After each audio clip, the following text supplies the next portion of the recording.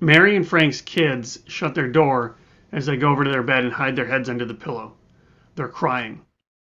Their mom and dad are screaming, yelling in the middle of a big vicious fight. Mary just found out that Frank has been spending money without telling her about it. Frank defended his position and voices were raised. The kids ran upstairs crying. So Mary grew up in a situation where their family regularly talked about money. Now, what they talked about changed depending on how old Mary was, but she grew up in an environment where it was encouraged and almost necessary to talk about money. She picked up and learned that it's important to save, it's important to talk about money. Frank, on the other hand, grew up in a situation where it was forbidden to talk about money. In fact, he got slapped and grounded once because he asked his friend's dad how much money he made. And his parents didn't like that, not too much. Anytime Frank remembers money being talked about, there was a fight. So his logical conclusion then made sense. Don't talk about money unless you want to have a fight. So Frank wanting to spend money or not wanting to talk to his wife about money makes sense when you understand his belief that talking about money leads to fights. And Mary getting upset when she learned about this secretive behavior makes sense when you understand her belief that you should always be open and honest when you talk about money. The interesting thing to point out here is that it's only Frank's belief that's getting reinforced. His belief is being reinforced. It's turning into a self-fulfilling prophecy. He thinks money leads to fights, so he doesn't talk about money, which leads to a fight, which furthers his belief that you don't talk about money because it leads to fights. All of our financial behaviors make sense once you understand the belief that's driving those behaviors. Those beliefs are called money scripts. Find out more right after this.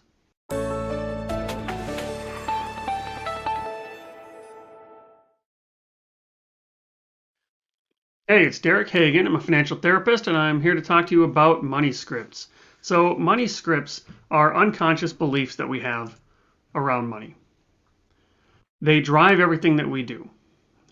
We operate as if these things are truths, but at best they're partial truths. So money scripts are this set of beliefs and rules and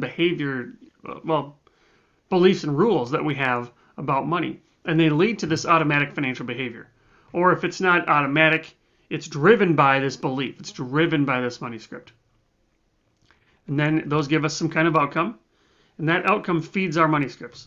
Did it work or did it not work? If it didn't work, let's adjust it. If it did work, it's reinforcing those money scripts. And these are created in childhood as we're piecing together how the world works. And they're also, there's other things, these outcomes that turn out to be bad for us. Those are called financial flashpoints. Those also shape our money scripts. So effectively, you are the sum of all of your experiences. You only have your experiences. So as you're trying to figure out how the world works, you have your experience to rely on, and only your experience to rely on. Now, things that actually happen to you, things that you actually go through, those are going to be very important. But your experiences include learning about things, lessons you get from other people. All of those experiences matter. Now, the main way that we write these money scripts is through our upbringing. Now, when you think about a money script, think about a script like an actor would read a script. There's the script. The actor has to say those lines. That's the actor's job, is to just read those lines. Right? Or you can think of a money script in terms of like a computer script or a computer program where it just goes through the lines of code and it runs automatically.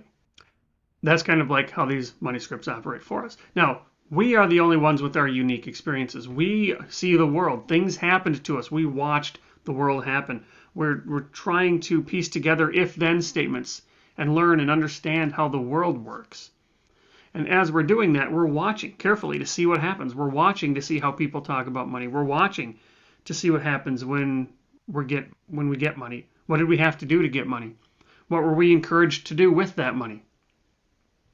We've got our own unique experiences. We've got our own unique family system. And we learned all these money scripts growing up. And those create little rules that we follow.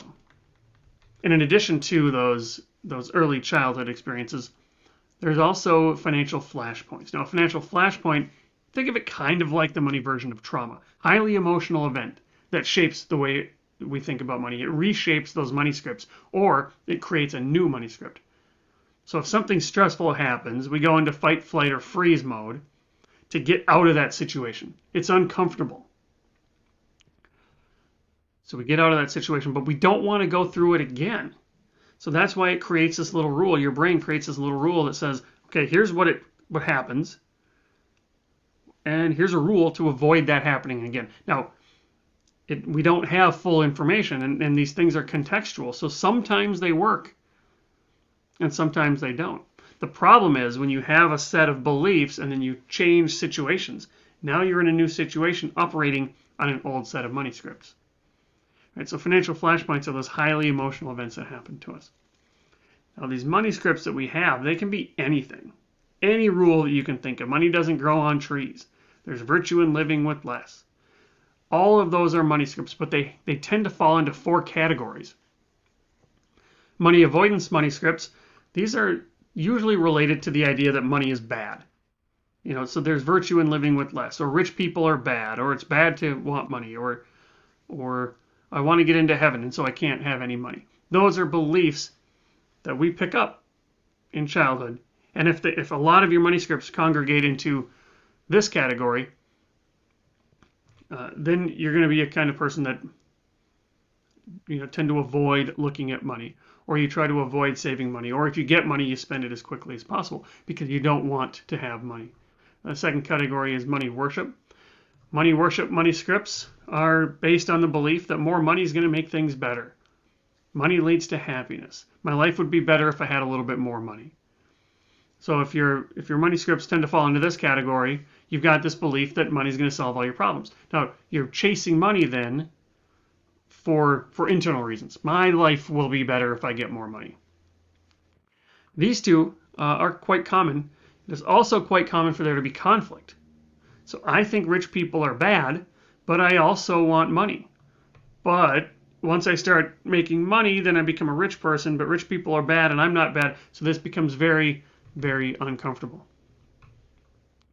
Now, where money worship is the pursuit of money for internal reasons, money status money scripts are a set of beliefs that is the pursuit of money for external reasons. And so this is something around the lines of you're only as good as how much money you make, or your self-worth equals your net worth. It's money to show people how successful you are. You want recognition, and you're using your money in a way that gets you that recognition. And then the fourth category, you might think of this, or sometimes this is thought of as the best category, quote unquote best, money vigilance.